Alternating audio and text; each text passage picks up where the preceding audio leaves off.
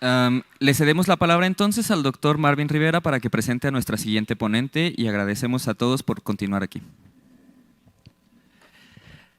Para cerrar con las actividades del día de hoy, es un gusto para mí presentar a la doctora Rosana Pelayo Camacho. Ella es titular de la Unidad de Educación e Investigación del Instituto Mexicano del Seguro Social. Cuenta con estudios de maestría y doctorado en Ciencias Biomédicas, con especialidad en Inmunología por la Facultad de Medicina de la Universidad Nacional Autónoma de México. Realizó un postdoctorado en Inmunobiología y Cáncer en la Oklahoma Medical Research Foundation en Oklahoma, investigadora nacional nivel 3 del Sistema Nacional de Investigadores, miembro del Consejo Científico del Programa Internacional de Ciencias de la UNESCO por parte de la ONU, vicepresidenta del Comité Mundial de Educación de la Unión Internacional de Sociedades en Inmunología, el órgano académico rector de la inmunología en el mundo, y cuyas metas incluyen la contribución a la salud mundial a través del conocimiento y el abordaje de las desigualdades en el acceso a la educación y a los beneficios de la ciencia. Es coordinadora del Proyecto Nacional de Investigación e Incidencia en Leucemia Infantil del Programa Nacional Estratégico de Salud de CONACYT, Secretaría de Salud e IMSS. Es pionera en enfoques científicos para la medicina de precisión, predicción y prevención en oncoinmunología pediátrica y fundadora del primer laboratorio de citómica del cáncer infantil de América Latina para la investigación translacional y asistencial de las leucemias agudas en poblaciones vulnerables en México. La doctora Rosana nos dará el contexto inmunológico de la leucemia pediátrica. Muchas gracias, doctora. Al contrario, muchísimas gracias por tan generosa presentación. Les saludo a todas y todos y especialmente al doctor Germán Fajardo Dolci, quien no nos acompaña hoy, pero estoy segura que nos dio una gran bienvenida. A la doctora Lourdes Arriaga, académica coordinadora del área de inmunología, muchísimas gracias por esta invitación que me honra, así como al doctor Antonio Enciso Moreno, presidente de la Sociedad Mexicana de Inmunología, y a quien hoy le tenemos que dar una felicitación muy especial porque ha puesto en alto el nombre del Instituto Mexicano del Seguro Social y el nombre también de México, con una innovación sin precedente para las poblaciones vulnerables que sufren tuberculosis en México. Entonces, hoy es un día especial de celebración para la inmunología mexicana por ese premio, doctor. Muchísimas felicidades. Desde luego a la doctora Ivonne Rosenstein, también vicepresidenta de la Sociedad Mexicana de Inmunología, y doctores Marvin Rivera y doctor Pablo Romero por la UNAM. Muchísimas gracias por coordinar este simposio que es hoy más relevante que nunca porque seguramente ya han escuchado a lo largo del día que no ha habido una sola batalla que libre la humanidad sin que esté la inmunología presente. Todo el tiempo habilitando la salud, todo el tiempo contribuyendo con nuevas herramientas, estrategias, tácticas y con las mentes más brillantes del globo, ¿no? Pensando acerca de cómo sostener la humanidad, la salud ambiental y desde luego la salud animal del mundo. Y hoy, aunque voy a ir para atrás en el tiempo, no quiero dejar de mostrarles esto que espero nunca se borre de la memoria de los inmunólogos, de las familias, desde luego de los que perdieron a alguien, pero que no se borre de la política pública. En lo que sucedió en el 2020, 2021 y todavía no termina de suceder, que nos recuerde que debemos de trabajar todo el tiempo sin descanso para que en el momento en que haya que dar una respuesta y por lo tanto ser resolutivos, la ciencia y la inmunología estén ahí. As an immunologist, physician, and U.S. government official who for decades has helped lead the public health response to emerging infectious diseases, it has become patently clear to me the important role that immunology plays in medicine in general and in infectious diseases specifically. Yet immunology also takes center stage in our spectacular success in developing countermeasures to prevent serious COVID-19 disease. Candidate vaccines that were developed and authorized for use in record time are now being deployed to protect people throughout the world. Fundamentally, the development of these vaccines was made possible because of what we have learned about immunology during the past several decades. When the history of this COVID-19 pandemic is written, The discipline of immunology will stand out for its important role both in explaining the remarkably protean manifestations of SARS-CoV-2 infection and in enabling us to identify and exploit vulnerabilities in the virus to develop safe and effective vaccines to thwart its pandemic spread. Ese fue el doctor Anthony Fauci hablando a los inmunólogos del mundo en el 2021 y agradeciendo su tremendo trabajo para contender la pandemia. La pandemia, que es la crisis de la humanidad más grande de la historia, después desde luego de cáncer, y que empezó a mitigar su peligrosidad a través de las estrategias inmunológicas que ofrecieron mentes brillantes como ustedes. Y entonces es más relevante que nunca continuar celebrando este día para recordar que hay que intensificar la investigación, hay que estar preparados siempre, hay que implementar el conocimiento, desde luego hay que cooperar y hay que trasladar el conocimiento para la atención de los humanos y también la atención de la salud ambiental, como he dicho antes, y la atención de la salud animal. Entonces, hoy la inmunología trata de conectarse con las diferentes disciplinas del mundo, lo hemos hecho siempre con la vaccinología, lo hemos hecho con la oncología, definitivamente, lo hemos hecho con la bacteriología y la infectología, y hoy se nos pide que conectemos con salud pública, que conectemos haciendo lo que el doctor Antonio Enciso y su grupo acaba de terminar de hacer o de iniciar, ¿no?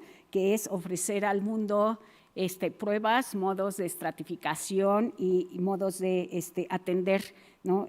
A la salud a través de medicina orientada y basada en evidencia. Y entonces, bueno, pues esta celebración inicia con de mi parte, con un problema de salud pública, que es el cáncer infantil. Este cáncer infantil que no logra en el globo mitigar su peligrosidad y que particularmente en Latinoamérica es un problema de salud muy importante porque el mayor número de años perdidos por decesos o por discapacidad están dados en nuestro país. En nuestro país, en donde cada infante o cada individuo pediátrico en edad pediátrica que muere, pues pierde 70 o más años de vida perdidos. Y entonces es 70 años o más de oportunidades, de vida u oportunidades. Entonces es importantísimo que la investigación haga su trabajo en el origen de la enfermedad, en la prevención de la enfermedad, en la predicción del riesgo y desde luego en las oportunidades de tratamiento, que sean cada vez mayores. Y la epidemiología de la leucemia infantil se acompleja en nuestro país, en nuestra nación, porque tenemos áreas de muchísima incidencia y de altas tasas de mortalidad. Específicamente en el sur-sureste de la República Mexicana observamos que hay zonas de riesgo preliminarmente por exposición a factores ambientales, y entonces hoy la inmunología nuevamente tiene que conectarse no solo con mecanismos biológicos intrínsecos a las células de la respuesta inmunológica, sino en su intercomunicación con el microambiente, con el macroambiente, ¿no? Y con la traducción de esta interacción hacia el desenlace y el pronóstico de nuestros pacientes. ¿De qué se trata, ¿no? El problema de la leucemia? Inicia en la médula ósea y ustedes pueden ver aquí que las células azules, que son las células de la hematopoiesis normal, ¿no?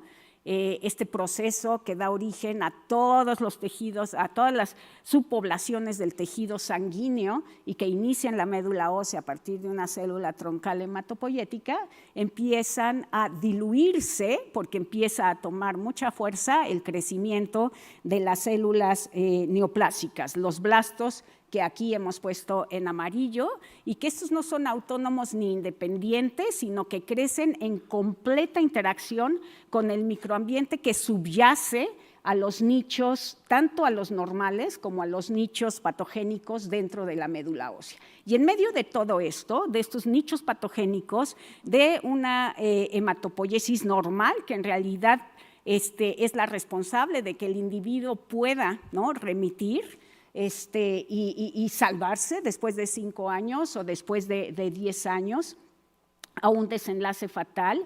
En medio de toda esta evolución biológica hay una serie de interacciones, no solo entre una célula hematopoyética normal y una célula hematopoyética maligna y cualquiera de ellas dos con el microambiente, sino ellas ambas con las células de la respuesta inmunológica. Y entonces es uno de los sistemas y ecosistemas más complejos de los que tenemos conocimiento, la médula ósea de un individuo que cursa con una malignidad hematológica.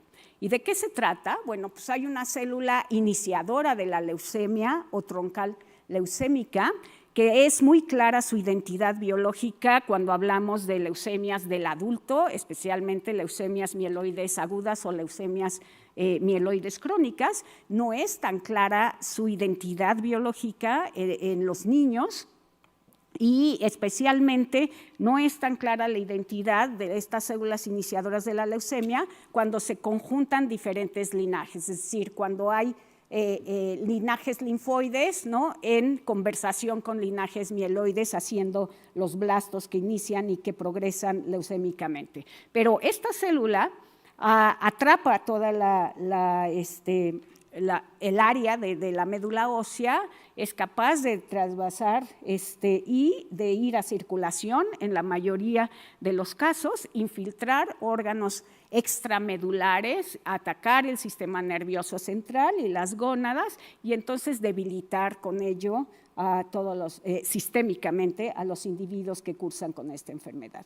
Entonces, cuando hablamos del estudio de la leucemia, necesariamente tenemos que pensar sistémicamente, tenemos que pensar dónde inicia esta, este es el árbol de la sangre, el árbol de la vida, dónde inicia esta y cuál es el papel de cada una de las células que derivan de este árbol de la sangre y cuál es su nivel de interacción con las células neoplásicas en algún momento.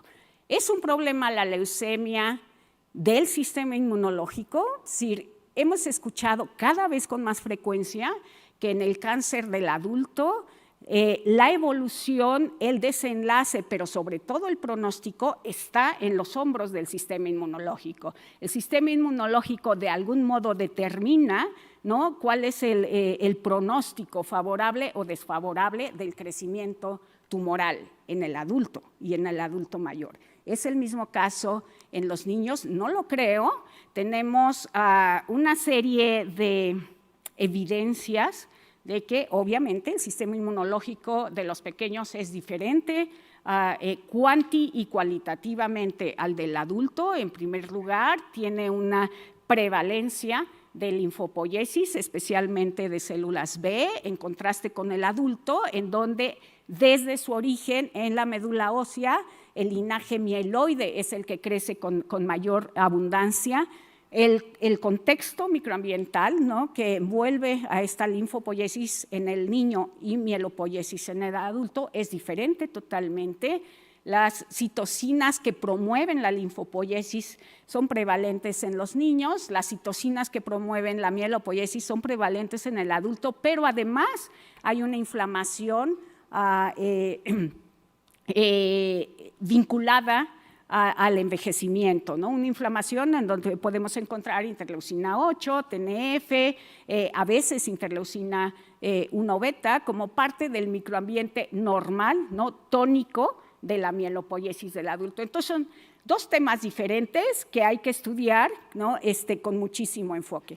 Pero este sistema inmunológico del niño en realidad puede recibir desafíos enormes y lo vimos en la COVID-19, a menos que hubiera en los hospitales infantiles, a menos que hubiera pacientes con unas comorbilidades que tuvieran una inmunosupresión asociada muy fuerte, teníamos un desenlace desfavorable en el niño que cursaba con COVID-19, lo cual no era el caso en el adulto. Y aquí solo pongo para convencerlos de que la respuesta es diferente y que el sistema inmunológico de los niños es mucho más regulable una vez que reciben los desafíos externos, ¿no?, a la médula ósea. Por eso muestro esta diapositiva. Arriba tenemos los mapas, los landscape de la sangre periférica de los adultos, el adulto sano. En naranja tenemos representados a los neutrófilos, adulto sano con un equilibrio, ¿no?, entre neutrófilos y linfocitos, un adulto con una expectativa grave y aquel que desafortunadamente tuvo un deceso como desenlace. Y abajo tenemos a los niños con una infección activa. Desde luego, solo es un ejemplo, pero así tuvimos todos los niños que estuvimos estudiando en colaboración con nuestros hospitales hermanos del Infantil de México Federico Gómez. Es decir, jamás hubo un desequilibrio, nunca observamos, ni siquiera en aquellos que cursaban con una enfermedad neoplásica, ¿no? Hubo un desequilibrio en el sistema inmunológico que nos permitiera hablar de una similitud con el adulto. Y acá tenemos NLR, que fue nuestro termómetro, recuerdan ustedes, de estrés fisiológico. Es la división, digamos, la tasa entre neutrófilos y linfocitos, y los niños están en las tres primeras. Solo tenemos un deceso que fue por una morbilidad neoplásica importantísima del sistema nervioso central, pero todos los demás niños, no importaba que tuvieran la enfermedad activa, están dentro de los valores normales, en tanto que los adultos, no importa que no tuvieran un deceso como desenlace, tienen un desequilibrio tremendo en donde prevalece la neutrofilia sobre la linfopoiesis. Y aquí solamente para mostrarles nuevamente que además del NLR, primero tenemos rosa, las gráficas que tienen el rosa, estrellitas son los niños para que las identifiquen bien, es decir, la segunda barra. Entonces su NLR siempre fue bajo, siempre fue dentro de la normalidad, y lo que hicieron los niños como respuesta al desafío por SARS-CoV-2 es hematopoiesis de emergencia de células del sistema innato, tales como NK y células plasmacitoides dendríticas, que les permitieron contender perfectamente al virus. Y en términos de la inflamación que se veía en los adultos, bueno, pues en los niños en realidad, a diferencia de los adultos, vimos un pico muy prominente de interleucina 1 beta, pero una regulación inminente, de forma que los convalecientes tuvieron interleucina 1 beta totalmente normal, y normalizaron también TGF beta, a diferencia de los adultos. XL11 fue una quimiosina muy nombrada, ¿no?, que cobró mucha importancia porque no solo era la que atraía a los progenitores hacia sitios extramedulares, sino que estaba muy asociada con la inflamación abrupta en pulmones. Y entonces esto también fue muy bien regulado por el sistema hematopoyético de los niños.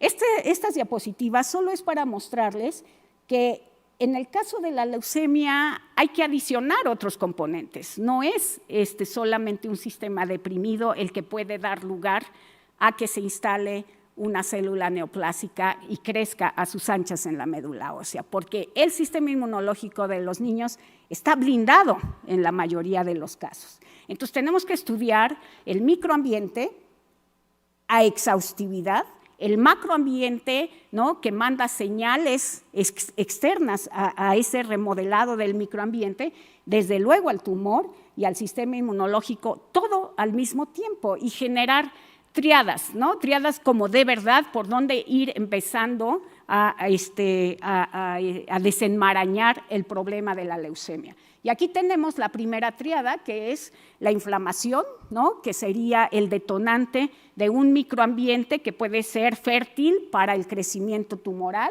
Después tenemos unas células iniciadoras de la leucemia. No puede un tumor establecerse si no hay un inicio, un origen, ¿no? Que ayuda además ese origen a remodelar al microambiente, y tenemos un microambiente con nichos variados que hoy lo que vengo a presentarles es que esos nichos no son inertes. Esos nichos tienen tanta plasticidad como el mismo pathway, la misma ruta hematopoyética de los individuos. Solo para recordarles de qué se trata la leucemia, al debut, una hematopoiesis leucémica que prevalece, es decir, blastos en la médula ósea y en la periferia, a expensas de la hematopoiesis normal, que está muy deprimida, tanto en la médula ósea y desde luego se ve reflejada en la sangre periférica, y conforme hay tratamiento por quimioterapia, pues se va restableciendo la hematopoiesis normal y se va mitigando la hematopoiesis leucémica. Pero el gran dolor de cabeza nuestro y del resto de la humanidad es el momento en el que inicia la recaída, en el que sucede la recaída. Y de repente, ¡puc!, vemos que la enfermedad mínima residual ahora ya tiene más de 0.1% de células otra vez establecidas en la médula ósea, y no nos dimos cuenta cuando era menor a 0.1 y cuando empezaban a generarse los nichos. Esa es nuestra ventana de oportunidad, la de los inmunólogos, la de los oncólogos, la de los hematólogos. Es nuestra ventana de oportunidad. Predecir cuándo el inicio del establecimiento de las células mínimas residuales nos va a ganar la batalla. Y entonces estamos enfocados en eso, y para abordarlo pues necesitamos desde luego conocer a profundidad la médula ósea y conocer a profundidad cada uno de los estadios de evolución en los pacientes pediátricos de México. Y entonces aquí tienen ustedes la huella de un niño sano, la huella de un niño leucémico, el rojo es leucemia, aquel momento en el que inicia nuevamente a resurgir células blásticas en rojito, las mínimas residuales positivas, y cuando estas reconstituyen un poco en la médula ósea y entonces se convierte en un estado de recaída. Como dije, no es suficiente conocer al tumor, no es suficiente, necesitamos conocer su contexto para ver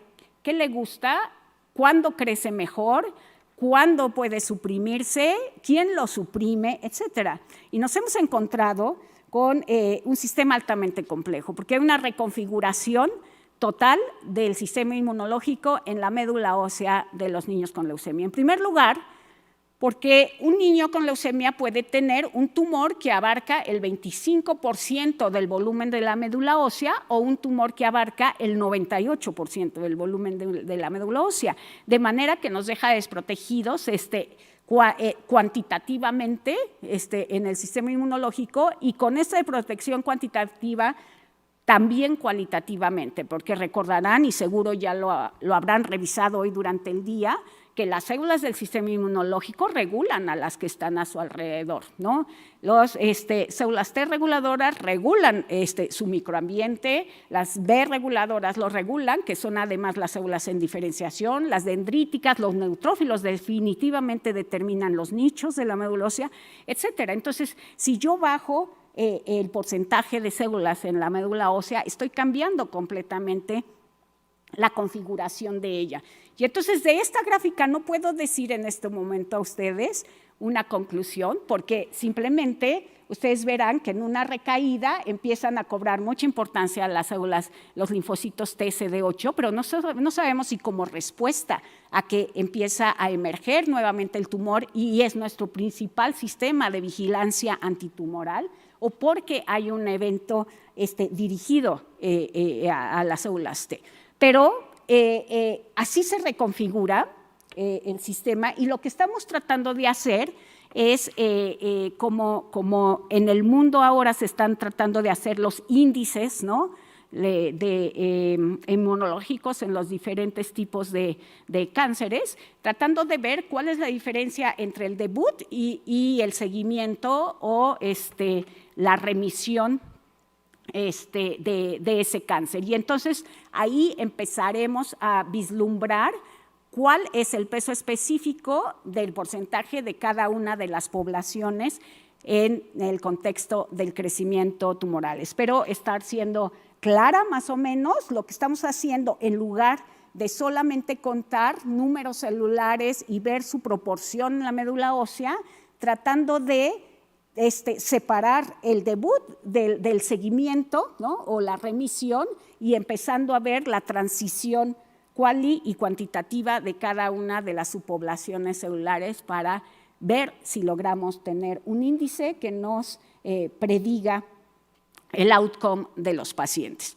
Eso por un lado, ¿no? Es trabajo en progreso. Por otro lado, bueno, pues hay un nuevo orden de inflamación en la médula ósea. Siempre hemos tenido la sospecha de que los eventos, los toques inflamatorios no infecciosos en las médulas óseas eran los que empezaban con esas señales tónicas a remodelar el ambiente y hacerlo fértil para que cuando hubiera un cambio, ¿no? una aberración, esta se manifestara como una colonización de la médula ósea. Y entonces, bueno, tratando de vislumbrar cuáles son los orígenes de esa inflamación tónica, fuimos a ver los microRNAs que se liberan a través de exosomas de los tumores, ¿no? De peor pronóstico. Y encontramos más de 3 tipos de microRNAs que no solo tienen una actividad de regulación posttranscripcional en la médula ósea, sino que tienen una actividad proinflamatoria, porque emulan, son ligandos de TLRs, de TLR8 específicamente, un ligando y un TLR que fue muy importante en SARS-CoV-2 en el inicio de la inflamación, y entonces unen TLR e inician un proceso inflamatorio. Esto es altamente importante por lo que después les voy a contar. Existen estos microRNAs y no solo eso, remodelan al tumor y remodelan el microambiente, porque el microambiente tiene TLR8, ¿no? Las células estromales tienen TLR8, pero además, me faltó una diapositiva y era importantísima. Además están muy representados en muchos cánceres, es decir, hay módulos de microRNAs que no solo funcionan como reguladores, sino que funcionan como proinflamatorios y que están altamente representados en cáncer colorectal, en cáncer del sistema nervioso central, desde luego en leucemias, pero en leucemias no tan altamente como en los otros cánceres, en cáncer cervicuterino, cáncer de mama. Entonces, esto nos quiere decir que el mismo tumor tiene mecanismos, ¿no? Para inducir la inflamación y con esto protegerse o iniciar un ecosistema que sea favorable a su crecimiento. Es parte del sistema inmunológico, lo es, porque inflamación tiene todo que ver con células del sistema inmunológico y sobre todo con respuesta, remodelación y regreso a la normalidad en el sistema inmunológico de la regulación. Para entender a profundidad cada uno de los papeles, no los mecanismos, pero a lo mejor la contribución, ¿no? De cada uno de estos elementos, se creó en el laboratorio de citómica del cáncer infantil un pequeño laboratorio, ¿no? Para estudiar integralmente a la leucemia a través de citometría de masas y citometría de flujo multiparamétrica. Este es un logro sin precedente que se dio por un financiamiento del Consejo Nacional de Ciencia y Tecnología a través del Programa Nacional Estratégico de Salud y en particular el Proyecto Nacional de Incidencia en Leucemia Infantil, reconociendo a esta patología como uno de los flagelos más importantes de México que deberíamos de abordar de forma integral, ¿no?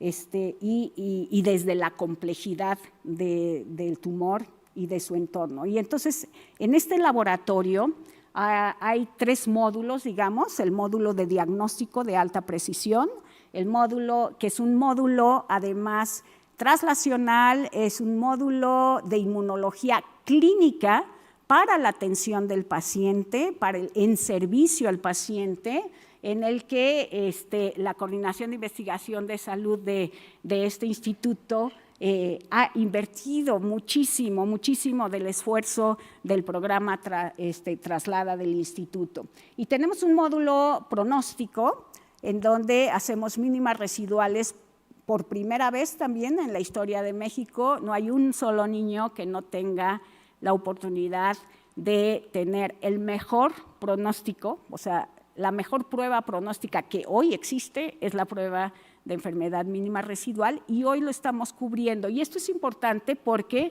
cuando un médico como ustedes recibe este diagnóstico o este pronóstico, inmediatamente puede dar un tratamiento orientado, ¿no? Y basado en el estado evolutivo del tumor en ese paciente en particular. Entonces, esto ha hecho que se reduzcan las tasas de mortalidad en corto tiempo y ese es un tema que seguramente muy pronto tendremos oportunidad de presentar. Y por otro lado tenemos a esta medicina orientada de prevención y de precisión que está basada en el estudio al mismo tiempo simultáneo del ecosistema, del tumor, del sistema inmunológico, etcétera. Y entonces, bueno, se han implementado fases preanalíticas, analíticas y postanalíticas en este laboratorio de citómica del cáncer infantil, en las cuales podemos ofrecer, como dije, todas las pruebas, pero lo más importante es que podemos hacer tracking de cada uno de los pacientes desde que inició su enfermedad y a través de la evolución con pruebas sistematizadas, estandarizadas y entonces empezar a entender el ecosistema que tanto he mencionado. Dentro de las observaciones más importantes de este estudio, ¿no? Más allá de ofrecer a los pacientes y a los médicos tratantes mexicanos la prueba, tenemos hoy la fortuna de descubrir algunas leucemias que son atípicas en nuestra nación. En primer lugar, tenemos leucemias mieloides agudas en las poblaciones adolescentes que no habíamos visto en tal magnitud, con tanta frecuencia previamente y que solo teniendo sistemas estandarizados hemos podido observar y empezar a desentrañar. Y por otro lado, tenemos leucemias que tienen expresión aberrante de algunos marcadores que no le pertenecen a la vía de diferenciación linfoide. Y aquí solo presento uno de ellos como ejemplo. CD66C es un marcador de neutrófilos en la normalidad, es un marcador que se ha utilizado también para ver evolución y malignidad, ¿no?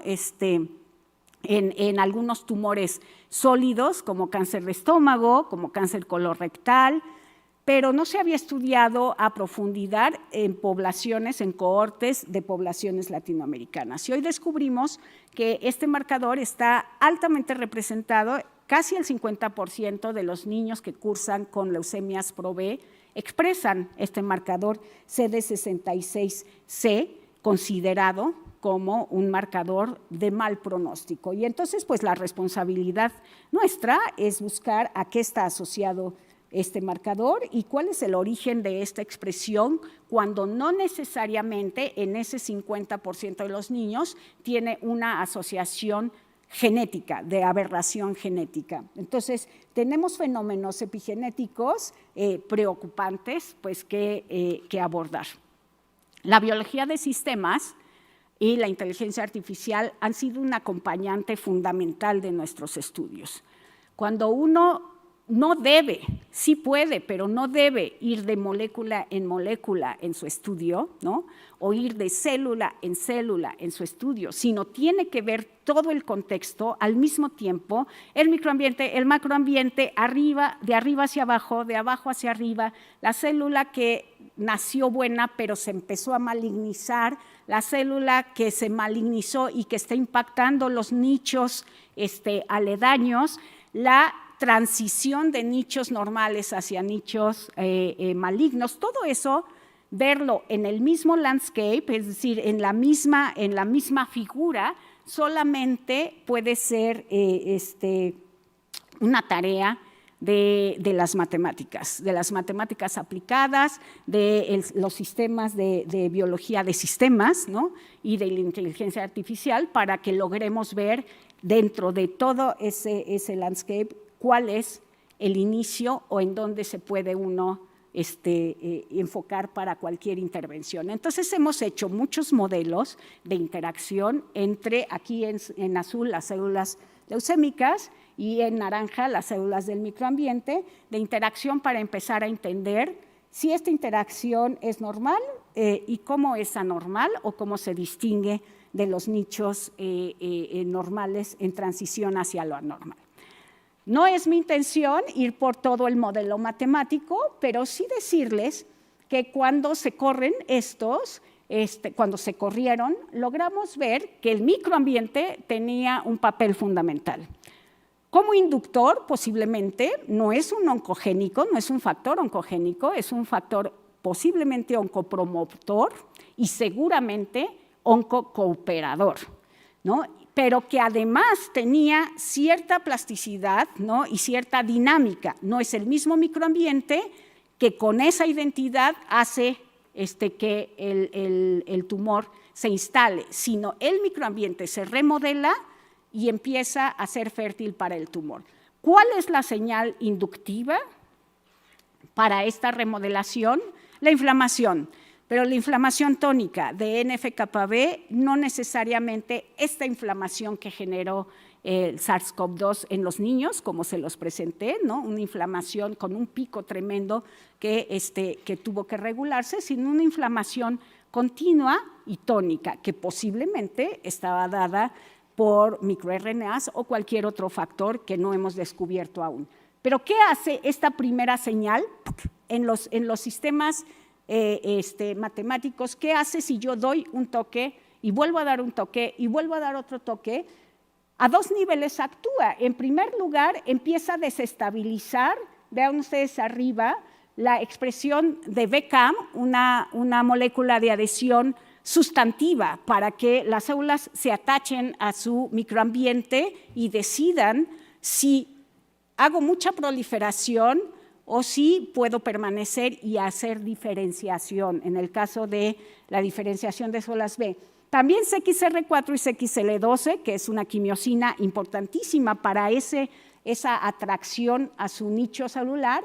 FLT3, que es una molécula que induce señales de activación en las células hematopoyéticas, y desde luego el BCR y el pre-BCR. Entonces, con una sola señal, repito, tónica pero continua, empezamos a perturbar el microambiente y a perturbar la misma diferenciación de las células B en papel, en un sistema, ¿no? En un modelo matemático. Y entonces, pues era importantísimo ir a comprobar si eso sucedía en la realidad o no sucedía, si nos estaba ayudando en algo el modelo matemático. Y entonces incursionamos en el microambiente de la médula ósea leucémica, repito, uno de los más complejos que existen, porque conviven las células leucémicas con una serie de nichos de diferente origen. Esto muy posiblemente lo han escuchado varias veces, no puedo omitirlo porque es importantísimo, que somos de los pocos grupos que han secuenciado microambiente de un niño mexicano. De hecho, somos el único grupo que ha secuenciado el estroma de la médula ósea de los niños mexicanos con leucemia y sin leucemia. Y a través de esta secuenciación descubrimos dos tipos de nichos, un nicho inductor y un nicho supresor. Entonces, todo lo que dije anteriormente aplicaría solamente para un tipo de pacientes, aquellos que tienen un contexto inductor proinflamatorio, pero había otros que tienen un contexto inmunológico de supresión, ¿no? No podemos hacer un solo estudio preclínico en un paciente de esta naturaleza, porque no es ético y porque además no aprenderíamos lo que necesitamos en este momento. ¿Cuál es el origen? ¿Cuáles son las interacciones? Y cómo las intervenimos. Entonces, generamos tecnológicamente una herramienta que son organoides derivados de la médula ósea del paciente, que además es una herramienta personalizada para ver las diferencias entre cada pequeño. Y lo que encontramos es que en estos organoides podíamos distinguir dos nichos también. Un nicho muy central, como si fueran al centro de la Tierra, como Julio Verne, y en ese centro, en ese nicho súper central, emergen las células iniciadoras de la leucemia. Les gusta vivir ahí, es un nicho hipóxico, es un nicho supresor, es un nicho silente, y un nicho externo, que es un nicho de mucho movimiento, ¿no?, en donde están totalmente activadas las células, hacen mucha proliferación y seguramente, es algo que no hemos medido, mueren más rápido y no reconstituyen al tumor. Cuando yo tomo las células del nicho interno y las trasplanto en un ratón, esas células son las que sostienen a un tumor de alta peligrosidad en el ratón trasplantado. Y cuando tomo las células del nicho activo, esas células, bueno, pues generan leucemia en el ratón, pero esta leucemia es autolimitante, ¿no? Por eso predigo que estas células de los nichos de activación en realidad son células que pueden senecer, ¿no? Pero las células iniciadoras de la leucemia tienen componentes de quiescencia, están en G0 o en G1 temprano del ciclo celular y además tienen el poder o el atributo de la sostenibilidad de la leucemia. Bueno, me voy a regresar ahora a la identidad, al fenotipo de algunos niños. Una vez estudiado esta parte del… Ya se va a acabar. ¿Le podemos hacer trampa? No tengo mucho más. Perfecto. Entonces, nos regresamos a los inmunofenotipos de los niños con leucemia para ver si aquello que habíamos predicho por biología de sistemas, ¿no?, por modelos matemáticos, se cumplía una vez que ya teníamos seteados todos los modelos experimentales del microambiente. Y lo que ustedes pueden ver aquí justamente es que durante la enfermedad mínima residual o medible residual, que es el resurgimiento de las células malignas después de una preliminar remisión, durante esta enfermedad mínima residual vuelve a haber un pico de NF-κB, como ven en la primera gráfica. Al debut tenemos este pico de NF-κB y lo volvemos a ver cuando hay una enfermedad medible residual. Pero no solo eso, aparecen los nichos XL11, aquellos patogénicos que se vieron activos durante COVID-19 y que habíamos descubierto a través de la secuenciación de los ecosistemas de los niños leucémicos, y aparece otra vez en el mapa BCAM y aparece una nueva molécula que se llama CD39. Esta molécula es una molécula que liga a CD73, bueno, que siempre está en expresión paralela a CD73 y es una molécula que genera asas de supresión y apareció en nuestros ecosistemas. Y entonces hubo que ir a ver por citometría de masas si había, ¿no?, otros elementos adicionales a estos en el microambiente, y lo único que les voy a mostrar, la citometría de masas puede ver en nuestro sistema en este momento hasta 42 diferentes marcadores en células únicas, ¿no?, analizar millones de células, pero puede ver hasta 130 marcadores, de manera que todo el contexto de la complejidad leucémica va a poder ser abordado a través de citometría de masas que, perdónenme porque se ha acabado el tiempo, que une metales a a los anticuerpos que van a reconocer los antígenos sobre la superficie celular o al interior de esta. Y bueno, lo que vemos en esta diapositiva justamente es la comprobación de lo que habíamos estado sospechando y del tamiz que se había estado haciendo en todos los niños que recibimos para pruebas pronósticas, y es que hay un tipo de nicho en la médula ósea que expresa altamente CD39, que pareciera ser un nicho supresor que está asociado a la recaída o por lo menos a la etapa pre de una potencial recaída, que es una etapa de enfermedad medible o mínima residual.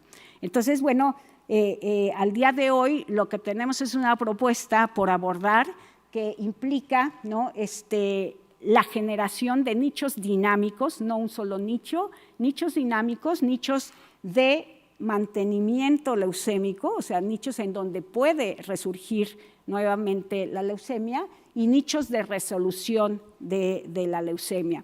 Eso es importante, pero alternativamente, si recuerdan, les había mencionado de CD66C, que es una molécula que aparece en los neutrófilos normales y que hoy la hemos observado en las leucemias del 50% de los niños que tienen una leucemia pro-B. Y entonces nuestro modelo alternativo es que no solo hay nichos de resolución leucémica, no solo hay nichos de mantenimiento leucémico, sino hay diferentes nichos para diferentes fenotipos de la leucemia.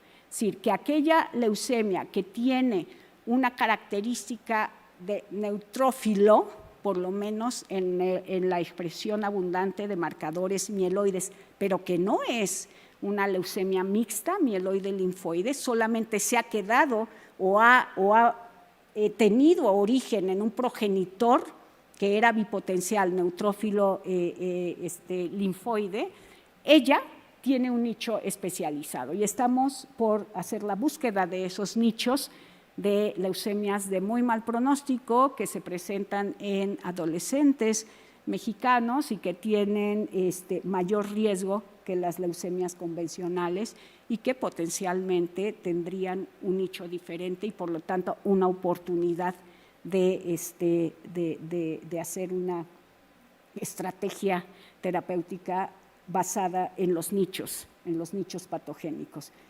Con esto termino.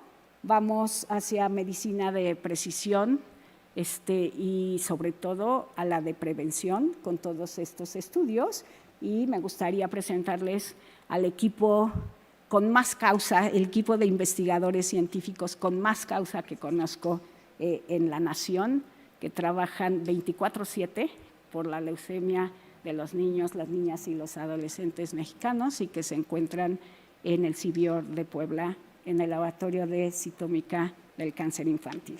Ellos son el equipo de leucemia y bueno, hemos tenido el privilegio de contar para estos proyectos, desde luego con apoyos fundamentales de CONACYT, con apoyos fundamentales del Instituto Mexicano del Seguro Social, con el apoyo fundamental de la estrategia OncoCream para los niños con cáncer, que es una estrategia disruptiva institucional, y con la colaboración de científicos alrededor del mundo y en la nación que han hecho posible esto. Muchísimas gracias por la atención y estoy abierta.